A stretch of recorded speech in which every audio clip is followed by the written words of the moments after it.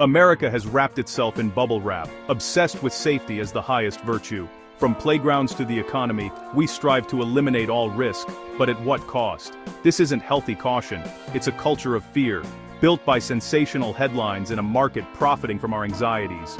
We're sold products and services to shield us from every possible danger, reinforcing the idea that the world is terrifying and we're unequipped to handle it. We've become consumers of safety, believing a risk-free life is possible and even deserved. But a world without risk is also a world without opportunity, adventure, or growth. Life is inherently risky. Learning, failing, and overcoming challenges are essential to becoming resilient adults. By engineering out all risk, we make ourselves more fragile and afraid.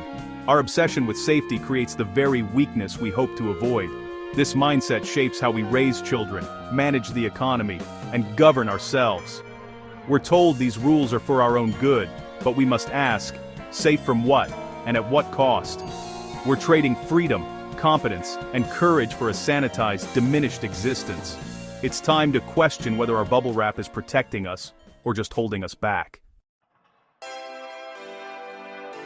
The safety obsession starts in childhood, with parents swaddling kids in cotton wool to shield them from every bump and bruise. Helicopter parenting has become the norm, scheduling every moment, monitoring every move, and solving every problem. We've forgotten that childhood is about learning to navigate the world independently.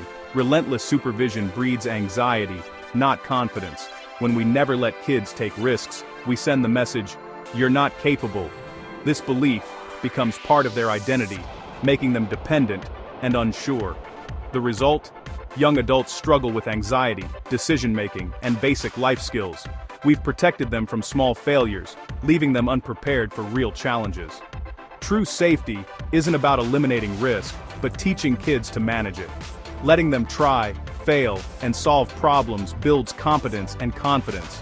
By wrapping them in cotton wool, we ensure they're never ready to walk life's road alone. We're cultivating dependence by design, the most unsafe condition of all. Real safety means preparing kids for the world, not shielding them from it. Our culture of fear now treats basic childhood independence as radical, even criminal. Parents who let kids walk to school or play unsupervised are seen as neglectful, not trusting. When I let my 9-year-old ride the subway alone, I was labeled America's worst mom. This reaction shows how distorted our perception of risk has become. Despite living in the safest era ever, we act as if danger lurks everywhere. Crime rates involving children have fallen for decades, yet the myth of constant threat persists. Parents who trust their kids and communities are viewed with suspicion, even facing legal trouble.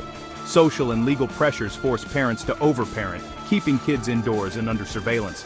We've criminalized normal childhood, making independence a risk for parents, not kids. Children internalize the idea that the world is too dangerous, undermining their confidence. We're teaching them to fear freedom itself, a profound betrayal of our duty to prepare them for life.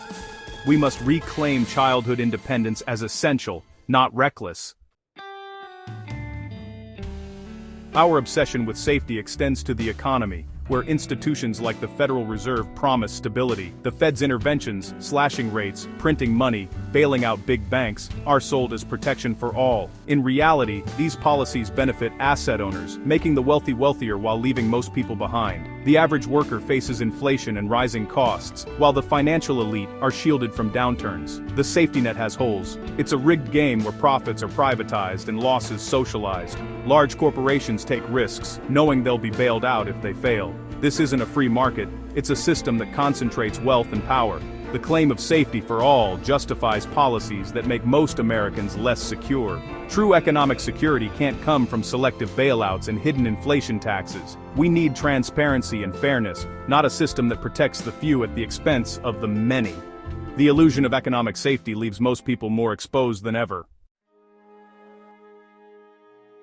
The welfare state promises security from cradle to grave, shielding us from hardship. While well-intentioned, it can foster dependence and weaken resilience. When government becomes the main provider, individuals and communities lose the drive to support themselves and each other. The incentive to save, build skills, or rely on family and neighbors fades. Dependency on the state becomes a gilded cage, safe but limiting ambition and potential. Failure is cushioned, but so is the motivation to succeed. The welfare state can trap people in mediocrity, fostering entitlement over empowerment. The state gains power, while society loses its problem-solving energy. True social safety comes from strong families, vibrant communities, and capable individuals. Outsourcing responsibility to the state erodes the foundations of a healthy, dynamic society. Our safety obsession fuels the warfare state, justifying endless military intervention for national security. We're told constant conflict abroad keeps us safe at home, but this has led to perpetual war with no clear end. Trillions are spent on the military, diverting resources from domestic needs. The human cost is immense, both for soldiers and civilians. Ironically, interventions often make us less safe, destabilizing regions and creating new enemies. Each action breeds more threats, justifying further action in a costly cycle. At home, the warfare state erodes freedom. Surveillance expands, dissent is silenced, and civil liberties shrink. We're asked to trade liberty for security, but end up with less of both. The warfare state, born from a desire to protect, ultimately threatens the very freedoms it claims to defend. True security requires restraint, not endless conflict. We must question whether our pursuit of safety is making us less safe. The COVID-19 pandemic showed how far we'll go to chase safety, shutting down economies and daily life. Governments enacted sweeping measures, lockdowns, school closures, and restrictions, all in the name of public health. The mantra was, follow the science, but often it was fear-driving decisions, not open debate. Dissent was silenced, and questioning official policies became taboo. The focus on a single risk, the virus, pushed aside mental health, education, and economic well-being. The long-term costs are staggering: learning loss, mental health crises, destroyed small businesses, and lasting economic fallout. We were promised safety, but suffered new harms that will linger for years. The pandemic set a precedent. Fear can justify massive government control and suspension of fundamental rights. When eliminating one risk becomes the only goal, we risk causing greater damage. Safety became an ideology, not a practical consideration. We must learn from this and balance risk with freedom and reason. In the digital age, our safety obsession has morphed into surveillance capitalism. Tech giants offer free services, but we pay with our personal data. Every click, search, and message is tracked. This data builds detailed profiles, predicting our behavior and selling it to advertisers. We accept this for convenience, but in reality, we are the product, not the customer. The goal isn't just better ads, it's to shape our behavior and guarantee outcomes for business clients. Our feeds are curated to influence moods, purchases, and even political opinions. This power operates in the shadows, without our awareness or consent. It's justified as personalization and safety, but the real cost is our autonomy. Surveillance capitalism thrives on making us predictable and controllable. Our messy, unpredictable humanity is reduced to data points for profit.